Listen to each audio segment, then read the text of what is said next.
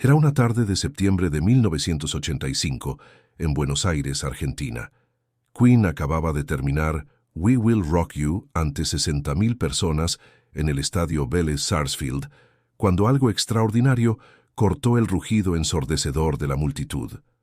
Una voz cristalina, pura e infantil, se elevó por encima del caos, cantando Bohemian Rhapsody en un inglés imperfecto pero lleno de pasión. Freddie Mercury, que ya se dirigía hacia el piano para la siguiente canción, se detuvo como si hubiera sido tocado por un rayo.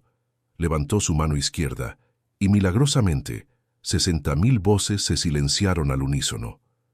En ese silencio sepulcral, solo se escuchaba la voz de una niña de 8 años que cantaba desde algún lugar perdido en la inmensidad del estadio. Suscríbete y activa la campanita para descubrir cómo esta pequeña argentina cambió para siempre la forma en que Freddie Mercury veía su propia música y su legado. Aquella tarde porteña era crucial para Queen en Sudamérica. Era su primera vez tocando en Argentina, un país donde la música rock había sido censurada durante años por la dictadura militar. La expectación era monumental. Los fans argentinos habían esperado esta oportunidad durante décadas, y Queen sabía que no podían fallar.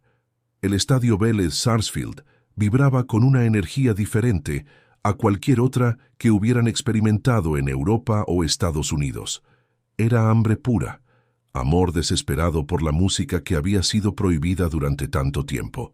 Freddie había comentado antes del show que podía sentir algo eléctrico en el aire de Buenos Aires, una intensidad que lo ponía nervioso y emocionado a la vez. Los organizadores habían advertido que el público argentino era particularmente apasionado, pero nada podría haber preparado a la banda para lo que estaba por suceder. La presión era inmensa. No solo representaban a Queen, sino que eran embajadores del rock internacional en un país sediento de libertad musical. Cada nota, cada gesto, cada momento sería recordado para siempre por una generación que había esperado en silencio su oportunidad de gritar. En el escenario, Freddie Mercury se movía con su característica elegancia felina, su bigote brillando bajo las luces argentinas mientras su voz desafiaba las leyes de la física vocal. Brian May, a su derecha, hacía llorar a su guitarra Red Special con solos que parecían conversaciones directas con los dioses del rock. Roger Taylor golpeaba su batería con la precisión de un relojero suizo, pero con la fuerza de un huracán. John Deacon, siempre el ancla silenciosa, proporcionaba la base rítmica que hacía que 60.000 corazones latieran al unísono. Pero en las gradas del Vélez, entre la multitud que saltaba y gritaba, había una historia particular que estaba por cambiar todo.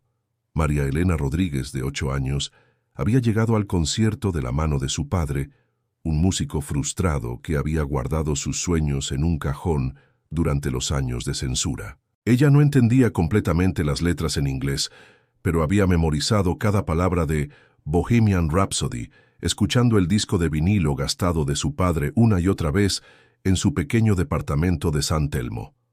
Para María Elena, Queen no era solo una banda. Eran los magos que habían traído color a su mundo en blanco y negro. We Will Rock You había terminado con su característico final explosivo, y el estadio entero era un volcán de euforia. Los gritos se mezclaban con el canto, las banderas argentinas ondeaban como olas en un océano de pasión, y el aire mismo parecía vibrar con décadas de música reprimida, finalmente liberada. Freddie había comenzado a caminar hacia su piano, preparándose para introducir Bohemian Rhapsody, cuando una voz lo detuvo en seco. No era una voz cualquiera, era una voz infantil, pura, que cortaba el rugido de la multitud como un cuchillo de cristal. «Is this the real life? Is this just fantasy?», cantaba la pequeña María Elena desde la sección popular, su voz amplificada por la acústica natural del estadio y por la pureza de su intención.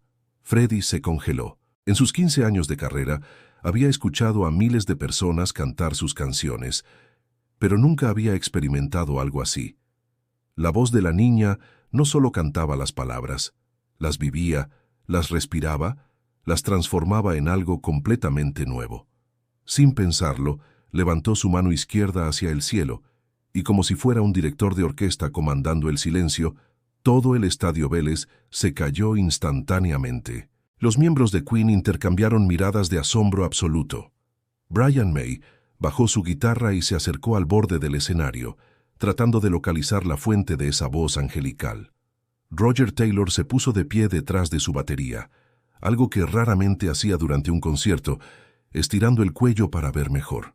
John Deacon, normalmente imperturbable, tenía una expresión de sorpresa genuina pintada en su rostro. Los técnicos de sonido en la cabina de control se miraron confundidos, preguntándose si debían ajustar algo en el sistema de audio. Los camarógrafos que documentaban el concierto giraron sus cámaras hacia la multitud, tratando desesperadamente de capturar lo que estaba sucediendo. En las gradas, un silencio sobrenatural se había apoderado de 60.000 personas. Era como si el tiempo se hubiera detenido, como si toda la energía del universo se hubiera concentrado en esa pequeña voz que continuaba cantando Bohemian Rhapsody, con una pureza que hacía llorar a los adultos más duros. Los padres abrazaban a sus hijos, las parejas se tomaban de las manos, y los extraños se miraban con lágrimas en los ojos, unidos por la magia de ese momento irrepetible. Freddie Mercury había conquistado audiencias en todo el mundo. Había silenciado críticos, había convertido escépticos en fanáticos, había transformado estadios en catedrales del rock. Pero esto era completamente diferente. No se trataba de conquista o dominio. Se trataba de reconocimiento, de humildad, de entender que la música verdadera no pertenece a quienes la crean, sino a quienes la sienten. Lentamente, comenzó a caminar hacia el borde del escenario, sus pasos medidos y reverentes. Su mirada escaneaba las gradas, tratando de localizar a la pequeña cantante. Cuando finalmente la vio, una niña de cabello oscuro en brazos de su padre, en la sección popular, algo se quebró dentro de él. Con su voz ahora suave y llena de emoción, se dirigió directamente a ella a través del micrófono. «Little Angel, don't stop. Please, keep singing». María Elena, al darse cuenta de que Freddie Mercury le estaba hablando directamente a ella, se sonrojó pero continuó cantando con aún más confianza. Su padre, con lágrimas corriendo por sus mejillas, la alzó más alto para que pudiera ver mejor el escenario. Freddie entonces hizo algo que nadie esperaba. Comenzó a acompañarla, no para liderar, sino para seguir su ritmo, su interpretación, su versión única de la canción que él había escrito años atrás. Lo que sucedió a continuación fue pura magia musical. María Elena, sintiéndose empoderada por el apoyo de su ídolo, cantó Bohemian Rhapsody, como nunca nadie la había cantado antes. Su voz infantil le daba a la canción una inocencia y una pureza que contrastaba bellamente con la complejidad de la letra. Cuando llegó a la parte operística, Scaramouche, Scaramouche, will you do the fandango, toda la multitud se unió espontáneamente, creando un coro de 60.000 voces dirigido por una niña de 8 años. Freddie, completamente cautivado, dirigía a la multitud con gestos suaves, pero sus ojos nunca se apartaron de María Elena. Brian May, conmovido hasta las lágrimas, comenzó a tocar acordes suaves que complementaban la voz de la niña sin opacarla. Roger Taylor marcaba un ritmo casi imperceptible, como un corazón latiendo suavemente. La canción se extendió por casi 10 minutos, mucho más de lo usual, porque nadie quería que ese momento terminara. Cuando María Elena cantó la línea final, Nothing really matters, anyone can see, nothing really matters to me, su voz se quebró ligeramente por la emoción, y todo el estadio estalló en el aplauso más largo y emotivo en la historia del rock argentino. La reacción de Freddie fue completamente inesperada. En lugar de continuar con el show como si nada hubiera pasado, se quitó una de sus pulseras doradas, la misma que había usado en Live Aid, y le pidió a un guardia de seguridad que se la llevara a la niña. Pero eso no fue todo. Se dirigió al micrófono y con una voz cargada de emoción, declaró, Tonight, I learned something about my own music.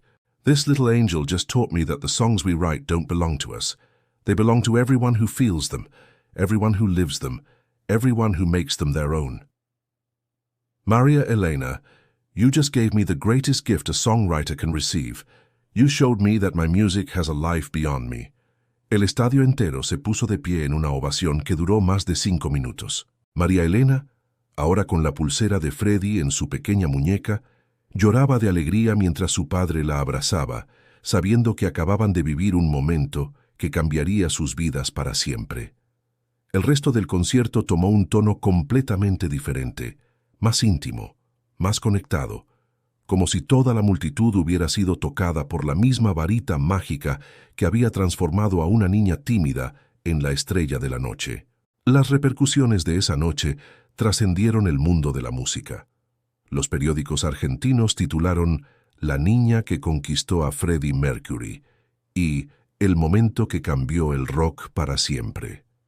María Elena se convirtió en una celebridad local instantánea, pero más importante aún, su historia inspiró a miles de niños argentinos a perseguir sus sueños musicales. Freddie Mercury, profundamente impactado por la experiencia, comenzó a incluir momentos similares en conciertos posteriores, siempre buscando esas conexiones humanas auténticas que trascendían el espectáculo. La grabación amateur de ese momento, capturada por varios fans, se convirtió en uno de los videos más buscados en los archivos de Queen, y décadas después sigue emocionando a nuevas generaciones. María Elena creció para convertirse en una cantante profesional, siempre llevando la pulsera de Freddie como su amuleto de la suerte. Pero más allá de las carreras individuales, ese momento demostró algo fundamental sobre el poder de la música. Que la verdadera grandeza no está en la perfección técnica, sino en la capacidad de tocar corazones y crear conexiones que trascienden el tiempo, el idioma y las barreras culturales. Esa noche en Buenos Aires nos enseñó que los verdaderos artistas no solo crean música, crean momentos que cambian vidas. Freddie Mercury demostró que la humildad y el reconocimiento del talento ajeno, sin importar la edad o la experiencia, es lo que separa a los grandes de los legendarios. En un mundo donde a menudo subestimamos el poder de los más pequeños, María Elena nos recordó que la pureza de intención puede ser más poderosa que años de entrenamiento técnico. La música, en su esencia más pura, es un lenguaje universal que no conoce fronteras de edad, nacionalidad o estatus social. Es un recordatorio de que todos tenemos una canción dentro de nosotros, esperando ser escuchada, y que a veces solo necesitamos que alguien nos dé el espacio y el respeto para cantarla. ¿Cuándo fue la última vez que realmente escuchaste a alguien más joven que tú y aprendiste algo nuevo? Comparte en los comentarios tu propia experiencia de cuando la música te conectó con alguien de manera inesperada y suscríbete para más historias que celebran esos momentos mágicos donde la humanidad brilla en su forma más pura.